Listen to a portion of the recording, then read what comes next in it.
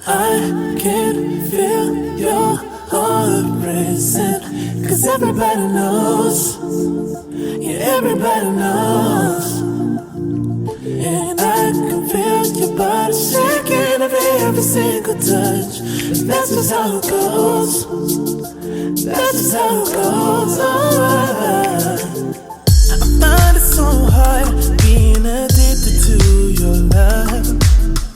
I find it so hard being addicted to your touch. I find it so hard knowing that you are just my drug. And I find it so hard knowing you treated me like a mark. We ain't gotta talk about it right now, 'cause every time we talk about it, you stare at the floor. Give me the stars like I don't already know. You gotta go, baby. We ain't gotta talk about it right now, 'cause every time we talk about it, you stare at the floor. Give me the stars like I don't already know. You gotta go, baby. I can feel your heart racing, 'cause everybody knows.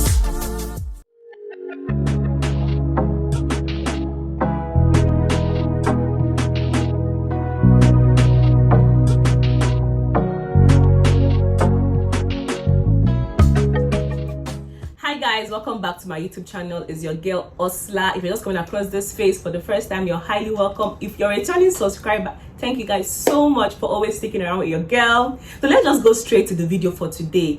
It's about a year since I got my nose pierced, and I just noticed that I never even told you guys what I did to avoid having an infection on the piercing or a keloid or a bump. Nothing. I didn't have any of those stuff. So I'll tell you guys what I did, or things that worked for me that should probably work for 80% of you guys watching this video now. So even if it's a second ear piercing or a first ear piercing, like, or any piercing in any part of your body other than your nose piercing, I believe this should work for you. Even if at this point you're also having like a keloid or a bump or an infection, this would also work for you. I'm like 80% to 95% very certain that it's going to work for you. Okay, so let's just get right into the video. So first thing first, I had my sea salt and warm water. So what I normally do is that I'll mix it together and then do like a water rinse, like salt water rinse. So with the sea salt, you just take few of that and put into warm water. So if it's a nose piercing, for me, I don't mind taking the cup and, like, you know, trying to pour it into my nose. Like, I have my nose open like this and I'm pouring. If it's ear, you do the same thing. If you can't do well with doing that, you can have a cotton wool, then you soak it into the salt water. Then you could just, you know, be pressing out the water into the piercing. Do you understand? That way it tries to wash off any residue bacteria that you have around the pierced area. Okay, so another thing that I also did other than the sea salt was that I tried to avoid touching my piercing with my bare hands, you know, so often. It's so hard. When I mean it's so hard, when you pierce your nose or you pierce somewhere, you won't even know when your hand will be touching the thing. You want to know whether it's healing, whether it's still paining you as much as it was paining you the day you got a pierce and all of that. So trying to avoid that, it's very hard to resist that urge. I can totally relate. Me that is even telling you guys, I know I touched it, but I reduced it drastically because I wanted the piercing to heal completely and very fast. So that is another tip. So something I'm going to advise you guys to also do is try to get a tea tree oil. Tea tree oil is an essential oil and it works magic. It works magic on, you know, wounds, inflammations. You know, tea tree oil is the bomb. Honestly, I don't know what I would do without a tea tree oil. Whenever I even have like waxing, I don't know if you guys saw my previous video, I went for waxing and then I think I had some little, you know, rash that came after the waxing, but my tea tree oil is clearing the whole wax, the whole rash of my face. So tea tree oil helps with inflammation. You can just get a cotton bud, right? So you just dip the cotton bud into the tea tree oil. When I mean a cotton bud, I mean something like this, not the cotton wool, so that I don't leave the residues around the piercing. So you just dip it there, you just touch the piercing, you know. It gives like a cooling effect. For some people it might sting to an extent, but for me it didn't really sting. It just made it feel better.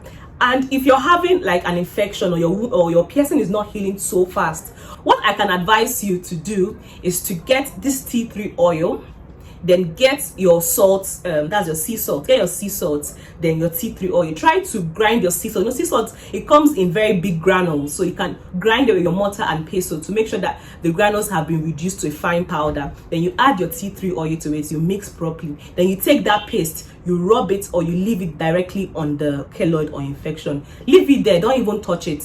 Allow it to get very dry, and once it has gotten dry enough, it will just fall out on its own. Avoid touching it, because you might end up, oh, it's dry, let me just take it over. You might not end up bruising yourself the more and then making your condition worse for you. So tea tree oil is going to take care of that. I wouldn't advise you to use aspirin to reduce your keloids if you have one or a bump. People use aspirin, people say aspirin is okay, but aspirin was not made for that purpose. Trust me, it wasn't made for that purpose. Aspirin was something that's supposed to be taken orally, you know, the oral aspirin I mean. So people using aspirin to put directly on their bums and all of that, I don't advise it. It could actually cause more harm than, you know, good that it could do for you. So avoid using aspirin. If you try using this tea tree oil that I'm talking about with your sea salt, trust me, you would never try aspirin again in your life. I think this is all that I did. And also one other thing I also tried to do is that I made sure that I wasn't really turning, because when I pierced my nose, the person that did it for me was like,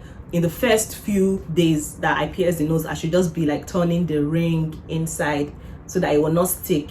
But if you're using your tea tree oil, there's no way to stick. It's going to make that place, you know, very, very, you know, spacious, and then it won't be sticky. So don't touch it, don't be turning it, because you might be doing this and you are inflaming the place the more, you know. So this is what I did, and then this is how I was able to avoid having any infection. Like I didn't take any antibiotic or anything when I had my piercing done, and it didn't even take time to heal, to be honest. It didn't take time to heal at all. If you have a piercing done, just be patient enough. There's a time that you have a piercing and then you might feel like, this thing is not healing, or it's not healing as fast as you expected it to. It takes time. Everybody's skin, you know, is very, very different. The way something might work for me might be very different from the way it's going to work on you. So you just have to be patient. The wound is definitely going to heal in a couple of months. For some people, when they have their piercings, like me, it took a while before my piercing became like very tiny. And that's because I used a stone that was like, when I say a stone, I used like a ring, a nose ring that was like very big.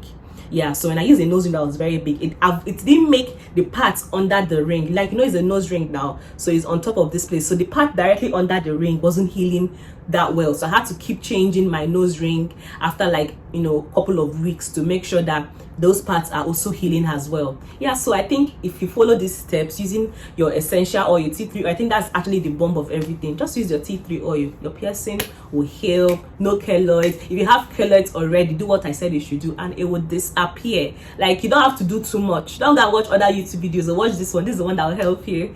Okay, I hope you guys enjoyed this video. If you have questions, maybe you had your piercing done and then maybe you're having some infections and all of that, feel very free to ask me your questions in the comment sections. If you have any tip you want to share, maybe you've had nose piercings or piercings in other parts of your body, feel very, very free to share them in the comment section. We are all willing to learn. I'm just sharing the one that I used that worked for me, so feel very free to share yours with us. I hope you enjoyed this video. I'm going to drop the link to the time when I pierced my own nose. I'll drop the link for you guys to watch me piercing my nose for the first time. I'll drop the link in the description box for you guys to watch. Hope you enjoyed this video. Thank you for watching. Bye. See you in my next video.